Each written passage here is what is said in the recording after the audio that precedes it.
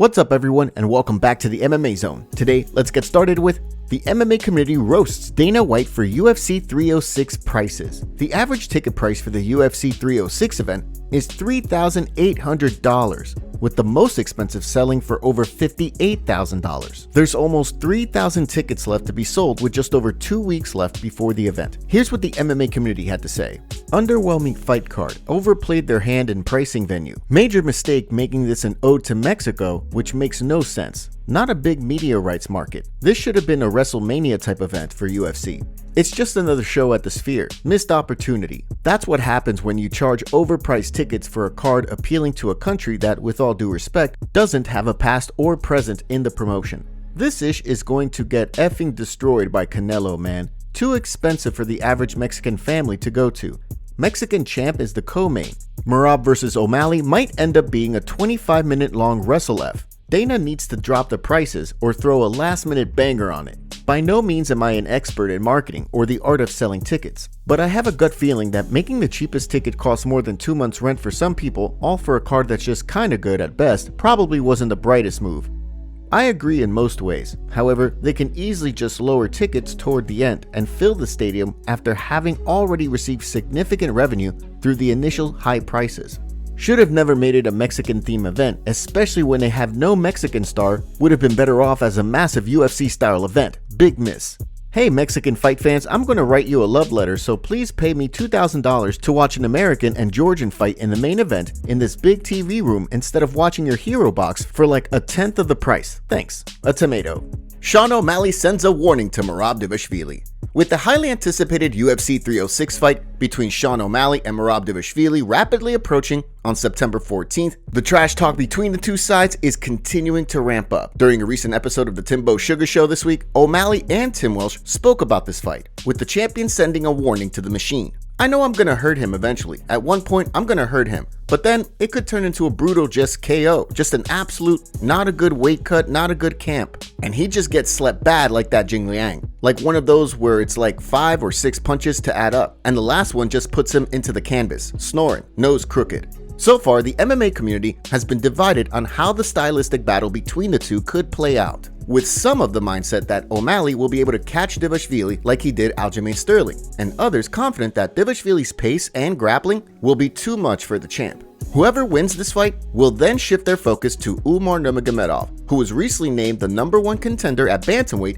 after his victory over Corey Sandhagen in Abu Dhabi. Next up, let's take a look at Paddy Pimblett vs Beneil Dariush in November at MSG. In the wake of Paddy Pimblett's first round victory over King Green in Manchester, the baddie now finds himself ranked 15th on the UFC's official lightweight rankings. While the expectation had been that Pimblett would look to fight Renato Moicano after he and Benoit Saint-Denis throw down in Paris, rumors then emerged indicating that Beneil Dariush and Pimblett would be fighting at UFC 309. During a recent interview with Submission Radio, Dariush spoke about the potential fight, revealing that although the bout isn't official, he would be interested in a November fight at UFC 309. If that's a fight that the UFC wants to make at this point, I'm ready to go as long as it's November. I think overall, it's an exciting fight. I think you could say jiu-jitsu cancels out, or it could be a lot of striking. Maybe not. Maybe I'm able to take him down, or vice versa. There's so many maybes. I haven't fought in a while, so shoot. There's a lot of questions back there too. So I mean, I definitely think it would be an exciting fight.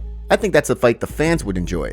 As far as how the fight goes, I'm not sure. After dropping back-to-back fights against Charles Oliveira and Arman Tsarukyan, Beneil Dariush dropped in the rankings, falling all the way to 7th behind 6th-ranked Michael Chandler. With Mateusz Gamrot also seeking a rematch with Dariush, there's plenty of options on the table for the UFC veteran. Next up, let's take a look at Robert Whittaker sends a warning to Alex Pereira. After Dricus du Plessis defeated Israel Adesanya in Perth, Alex Pereira quickly took to social media, revealing his plan to drop down to 185 for a fight with du Plessis. Following the fight, DDP then revealed that he's interested in moving up for a fight with Pereira at 205, rather than having the champion move back down to middleweight. During a recent episode of Submission Radio, Robert Whittaker weighed in on the situation, cautioning Pereira against dropping back down to 185.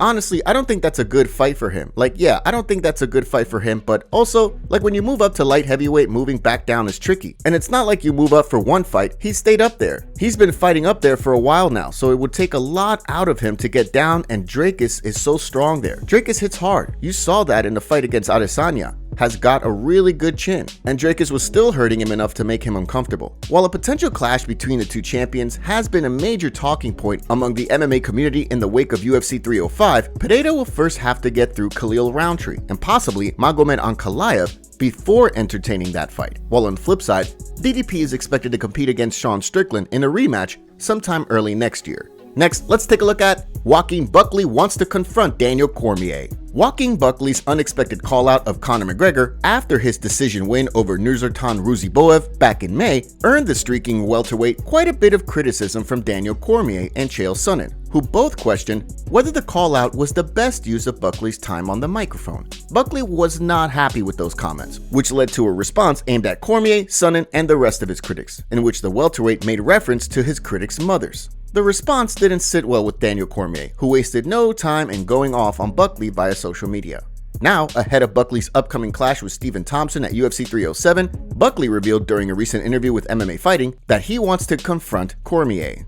I've been praying to the MMA gods that I run into DC. I'm the type of person, man. I'm a fan of Daniel Cormier and all the things he's done in his MMA career. Now, at the end of the day, we're all fighters though, right? I will be blessed to get that work with DC. Because if I can't really talk it out with you, then we can work it out. Does that make sense? I feel like me and DC, I would love to see DC, but it's not on some personal like, as soon as I see DC, I'm fitting to swing on him. No, because I ain't about that. If DC wants to make it like that, which I highly doubt, but at the end of the day, we can always get this work in as martial artists and hash it out. The MMA community was quick to respond to the comments, with one fan writing, "It's funny cause any version of DC, including retired old head DC, would do whatever he wants to Buckley, lol." Another wrote, "Bro wanted DC to be a yes man. It's a crappy call out, that's all it is, and bro got in his feelings because DC told the truth." One member of the MMA community took DC's side, writing, "It absolutely was the worst call out ever. Why would DC have to make himself look like an shill and pat Buckley on the back to make the call out seem less stupid, lol." Another added, "He's even more delusional if he thinks fighting DC is a smart move." One stood up for Buckley, writing, "People overreacted to his call-out too much. He was just having fun. Worst call-out in history is the no call-outs when fights say, 'I'll take whoever the UFC gives me,' or 'I'm gonna take some time off and see what's next when I'm ready.'" One member of the MMA community weighed in on the situation, writing, "Why is this a thing? One is retired and a commentator. The other is finally starting to get wins under his belt. What's going on?" So far, no response yet from DC.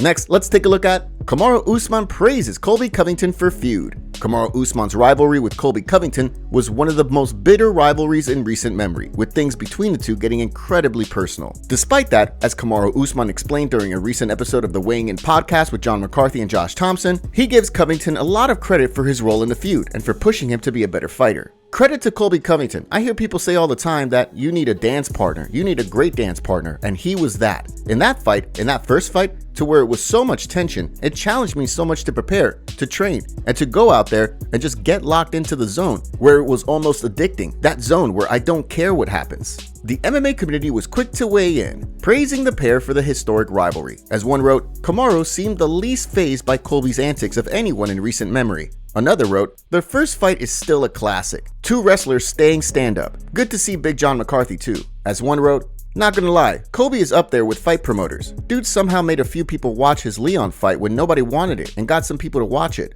While Usman is one of the two fighters in the running for a fight with Belal Muhammad, there's been no word as to when Covington will return to action after his loss to Leon Edwards last year. Next, let's take a look at UFC updates. On the heels of last weekend's Cannonier vs. Baralho card at the Apex, let's take a look at today's UFC fight updates. Starting with a middleweight bout between Michel Pereira and Anthony Hernandez, who are set to fight in the UFC Vegas 99 event at the Apex on October 19th, after the pair were previously set to fight in September. The bout will see Michel Pereira look to build on a winning streak that goes all the way back to 2020, while Hernandez looks to build on a 5-fight win streak that most recently saw him defeat Roman Kopylov in February. The following week, Shara Magomedov is reportedly set to fight Armen Petrosyan at UFC 308 in a middleweight bout that will see Magomedov look to extend his unbeaten streak, while on the flip side, Petrosyan looks to bounce back from a submission loss to Rodolfo Vieira in February. Finally, we have a bantamweight bout between Sergey City and Garrett Armfield set for UFC Edmonton on November 2nd. The bout will see City look to bounce back from a split decision loss to Ramon Taveras at UFC 297, while on the flip side, Armfield will be looking to bounce back from a June loss to Brady Highstand. Last but certainly not least, Damon Martin has tragically reported that UFC and Strikeforce veteran Benji Radek has passed away at the age of 45. Radek compiled a 21-7 record throughout his MMA career, sharing the cage with notable fighters like Sean Shirk, Chris Lieben, and Ovince St. Preux throughout his career before retiring in 2015. Next, let's take a look at Khamzat Chimaev receives praise from sparring partner. By the time Khamzat Chimaev and Robert Whittaker share the octagon at UFC 308, Chimaev will have been out of action for just over a year. Since rattling off a series of wins inside the octagon early in his UFC career, Chimaev's pace has slowed down considerably, with the undefeated contender fighting just once in 2023, before then withdrawing from his scheduled bout with Whittaker in Saudi Arabia over the summer. Despite his inactivity inside the octagon, Caio Borralho recently praised Chimaev during an interview with the Schmo. "Oh dude, for sure the hardest guy to train is Khamzat. He's a very hard guy to train. His style, his wrestling background, he's very good at wrestling. He goes hard all the rounds. I think he's one of the hardest training to do. I've been training with Sean Strickland, Chris Curtis, very tough guys, and hard training. Training with Sean Strickland is very hard too, because he always pushes forward, like screaming at your face. But I think Khamzat is the guy who is most difficult to train with for sure. But he is the guy that I develop myself most." In the wake of his win over Jared Cannonier, Borralho has positioned himself for a massive fight with a top-ranked contender the next time he competes inside the octagon. On the flip side, if Chimaev emerges victorious from his upcoming fight with Robert Whittaker, he's likely to be the next man up for a crack at the winner of the Duplessis-Strickland fight. New details emerge of the altercation between Khamzat Chimaev and Henry Cejudo. In a recent interview, Henry opened up about his altercation with Khamzat and told why Khamzat was angry at him. Here's what Henry had to say. Me and the Schmo at that time were partners, and we had Khamzat on the show, and then Khamzat happened to leave his hat in the studio. And then we're gonna have Khamzat, and the next day we're having Paulo Poachina, the Eraser, Mr. Secret Juice. Paulo ended up grabbing the hat and freaking, rubbing through his nutsack. And obviously I was bawling, dude. Both me and the Schmo freaking laughing. It wasn't cool, man.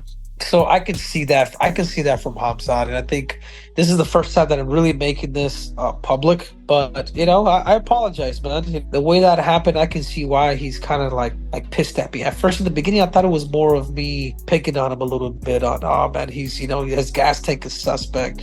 Like, he never fights, like, I don't know what's going on, like, blah, blah, blah. But I can see the bigger picture now. So, because the last thing I want to do is literally get in a fist fight with this dude. Top comments. No way Islam has to vacate title while John Jones still hasn't. No one wants Ronda to come back. Jones lost to Reyes and he lost to Gustafsson. Arman won't beat Islam in their rematch. They're both great fighters, and they've both improved since their last fight. Islam has beaten the better fighters and has an all-around better style. It'll be a tough fight, but I think Islam finishes him in the third.